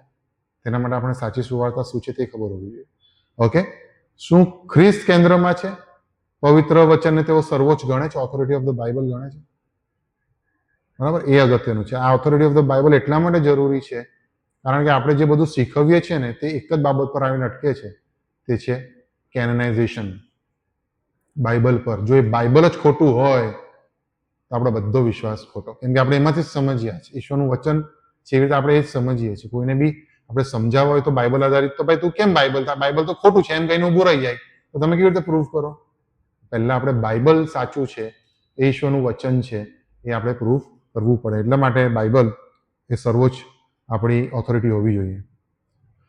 બાઇબલ ખરેખર શું શીખવે છે? પહેલી બાબત તે શીખવે છે કે વિશ્વાસ ઇઝ ઇક્વલ્સ ટુ ઈશ્વરમાં ભરોસો. હેબ્રીઓને 11મો અધ્યાય, બરાબર, એ આપણે જાણીએ છીએ. ઈશ્વરની ઈચ્છામાં સમર્પણ છે, ઈશ્વરનું નિયંત્રણ નથી. પ્રાર્થના ઇઝ ઇક્વલ ટુ સમર્પણ. લુક 22:42, મારી ઈચ્છા નહીં પણ તમારી ઈચ્છા થાય. પ્રભુ ઈસુ ખ્રિસ્ત જો પ્રાર્થના કરી શકતા હોય. ઓકે. થર્ડ, પીડા એટલે શિષ્યપણાનો એક ભાગ છે. એવું નથી કે પીડા નહીં આવે, પીડા આવવી જ જોઈએ તો જ શિષ્ય છીએ, બરાબર. બીજું કોરિન્થી 12, માર્ક 8:34, સ્વર્ગ સુધી પીડા શક્ય, પછી શક્ય નથી. અને ચોથી બાબત, ખ્રિસ્ત એ સર્વ સુખ સુવિધા કરતા મોટા છે, બરાબર. પવિત્રતા સંપત્તિથી મોટી, ઈશ્વરની મહિમા માણસની સફળતાથી મોટી. આ આપણા સૈદ્ધાંતિક ડોક્ટ્રિન્સ છે બાઇબલના, અને તેની વિરુદ્ધ આ વર્ડ ઓફ ફેથ મુવમેન્ટ એ શિક્ષણ આપે છે. ઓકે, એટલે આટલી નાની વાત આ જેટલા માટે તમને પ્રેક્ટિસ કરાવી કે એની અંદર વર્ડ ઓફ ફેથ મુવમેન્ટ દેખાય છે, નેમ ઇટ એન્ડ ક્લેમ ઇટની વાત આવે છે. આઈ am blessed, I am blessed, I am blessed, I am blessed. બીજું, પહેલામાં શું થાય છે? હું જે બોલીશ તે સર્જનાત્મક છે, મારી પ્રાર્થના નહીં. પણ હું જે બોલીશ તે જ થશે. હું પ્રાર્થના કરું પણ એની વિરુદ્ધમાં જો હું બોલ્યા કરું છું તો જે બોલું છું તે થશે. એટલે આ બધી બાબતો એ વર્ડ ઓફ ફેથ મુવમેન્ટ આપે છે. આની અંદર સમૃદ્ધિની પણ સુવાર્તાની વાત છે જેને આપણે ટચ નથી કર્યું. સ્નેઇંગ ઇન સ્પિરિટ પણ આવે છે કે જ્યાં આમ ટચ કરવાને પડી જાય તેને આપણે ટચ નથી કરતા હમણાં. ભાષાઓ, અન્ય ભાષાઓમાં બોલવું ત્યાંનો મુખ્ય એક સ્તંભ છે, તેને પણ આપણે અત્યારે ટચ નથી કરતા. બરાબર, એના માટે ચર્ચા બહુ લાંબી થાય એટલે આજના સેશનમાં આપણે ચર્ચા નથી કરવાના, પણ ભવિષ્યમાં તે વિશે પણ વાત કરીશું. એક પ્રશ્ન તમારી આગળ મૂકું. એક વક્તાએ એવું કીધું, વક્તા એટલે એક મેં રીલ જોઈ, તેની અંદર એવું કહેતા હતા બધા ગ્રુપ સ્ટડી કરતા હતા નાના જુવાનો, અને એક માણસ ત્યાં તેમને શીખવતો હતો. એમણે એમ કહ્યું કે ઈશ્વર આપણે ઈશ્વર પાસેથી સફળતા માંગવી જોઈએ. મારા શબ્દો સાંભળજો. ઈશ્વર પાસેથી આપણે પ્રોસ્પરિટી, સમૃદ્ધિ માંગવી જોઈએ, જેથી કરીને આપણે બીજાને સમૃદ્ધ કરી શકીએ. ઓકે, ઈશ્વર પાસેથી આપણે સમૃદ્ધિની પ્રાર્થના કરવી. પ્રભુ તું મને સમૃદ્ધ કર, સમૃદ્ધ કર, સમૃદ્ધ કર, જેથી કરીને હું બીજાઓને દાન આપીને કે અન્ય રીતે પણ મદદ કરી શકું. તમારા મતે આ કેટલું સાચું છે, કેટલું ખોટું છે? ચર્ચા કરીએ. લાસ્ટ ચર્ચા છે. સાચું છે આવી પ્રાર્થના કરવી કે ખોટી છે? પ્રભુ તું મને સમૃદ્ધ કર, જેથી હું કરીને બીજાને સમૃદ્ધ કરી શકું. કેમ ખોટી નથી? ના પાડો છો તો કેમ ના? કેમ ખોટી છે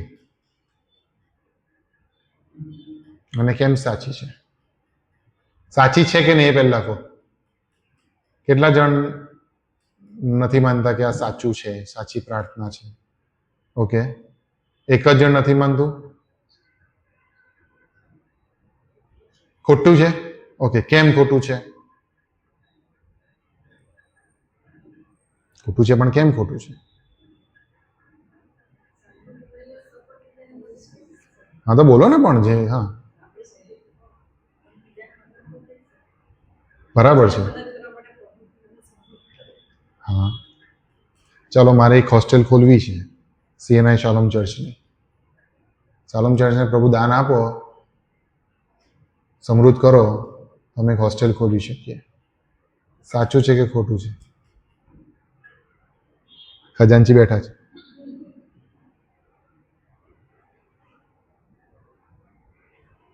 તદ્દન ખોટું છે. કઈ એક્ઝામ્પલ આપશો? બાઇબલમાંથી કયું એક્ઝામ્પલ એવું છે જે આને ખોટું પાડી શકે?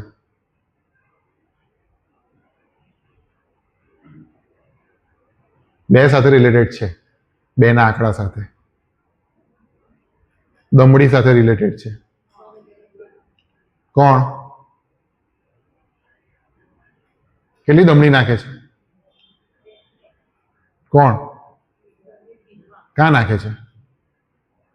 દાનમાં, મંદિરના દાનમાં. અને શિષ્યો શું કહે છે કે આણે કેટલું ઓછું નાખ્યું છે?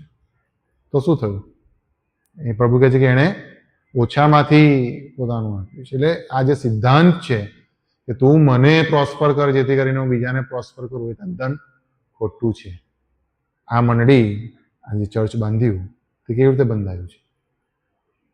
આપણે પહેલા સમૃદ્ધ, હા, થોડામાંથી તમે આપશો તો ઈશ્વર આપણને. એક જણે એવું કીધું કે પાસ્ટર સાહેબે, નામ નહીં આવ્યું, રીલ જ જોઈ છે. નાનો છોકરો ટેડન જેટલો હશે, બેઠેલો. એના મમ્મીએ કીધું કે પાસ્ટર સાહેબે શું શીખવ્યું? તો એ છોકરો એમ કે પાસ્ટર સાહેબે એવું કીધું કે હું કદી માંદો પડવાનો નથી જો હું બોલ્યા કરીશ કે હું સ્વસ્થ છું, હું સ્વસ્થ છું, હું સ્વસ્થ છું. અને પછી એ રીલ પર એવી સલાહ આપે કે તમારામાંથી બી, નાનો છોકરો, તમારામાંથી બી કોઈ માંદું છે તો એમ કે હું સ્વસ્થ છું, હું સ્વસ્થ છું, સ્વસ્થ, તમે સ્વચ્છ થઈ જશો. તમારામાંનું કોઈ ગરીબ છે તો એમ કે હું સમૃદ્ધ છું, સમૃદ્ધ છું, સમૃદ્ધ છું, તમે સમૃદ્ધ થઈ જશો. આ 7 વર્ષનો છોકરો તે કોની મિટિંગમાં ગયો? આજે તમે 2 વાંચ્યા ને તેની મિટિંગમાં. અને તેણે આ સાંભળ્યું અને એના મનમાં આ ઘૂસી ગયું અને હવે તેને કળવાની મુશ્કેલી છે, કારણ કે એના પિતા અને માતા પણ એની અંદર માને છે. અને આ ઇફેક્ટ છે કે નેક્સ્ટ જનરેશન જે આવશે તે કેવું આવશે, કેમ દુર્મતો સમજવાની જરૂર છે. અને દરેક દુર્મતો આપણને ખબર છે કે આ શિક્ષણ ખોટું છે, પણ ક્યાં ખોટું છે, કયો દુર્મત છે, કેવી રીતે એને આપણે ટેકલ કરી શકીએ તે અગત્યનું છે. ઓકે, એટલે આજે આપણે અહીંયા બંધ કરીએ છીએ. 9 વાગી ગયા છે, એટલે આપણે અહીંયા પોતાનું આ શિક્ષણ બંધ કરીએ છીએ. આપ સર્વ આવ્યા માટે પુષ્કળ આભાર માનીએ છીએ. કોઈ પ્રશ્ન હોય તો આપ મને જણાવી શકો છો, સાહેબને વાત કરી શકો છો, અને નેક્સ્ટ આપણે ક્યારે કરીશું તેની જાહેરાત સાહેબ પુલપીટ પરથી કરશે. કોઈ પ્રશ્ન હોય તો તમે અત્યારે પણ કોઈ પૂછી શકો છો. પૂછવું હોય તો 2 મિનિટ્સ આપીશ, 2 મિનિટ છે આપણી પાસે. કોઈ પ્રશ્ન હોય તો તમે મને પૂછી શકો છો, અધરવાઇઝ વી વિલ ક્લોઝ. તમારામાંથી બી કોઈ લેવું હોય તો તમે લઈ શકો છો આવા ટોક્સ, પણ બહુ પ્રિપેરેશન માંગશે, બહુ વાંચન માંગશે, અને પ્રભુના ચરણોમાં બેસવું પડશે. ઓકે, પણ અમે એન્કરેજ જ કરીએ છીએ કે એવું કરો, એવું કરો. આપણે બધા ઇક્વિપ થાવ અને પછી બહાર આપણે એને વાત કરી શકાય. Okay, thank you. હવે કોઈ પ્રશ્ન નથી તો સાહેબને વિનંતી કરીશ કે છેલ્લી પ્રાર્થના તેઓ કરાવશે અને આપણે ત્યારબાદ છૂટા પડીશું. Thank you.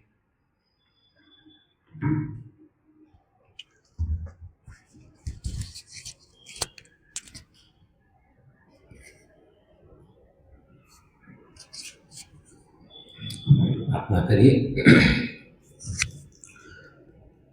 પ્રભુજી, અમે આભાર માનીએ છીએ તમારા વચનોને માટે.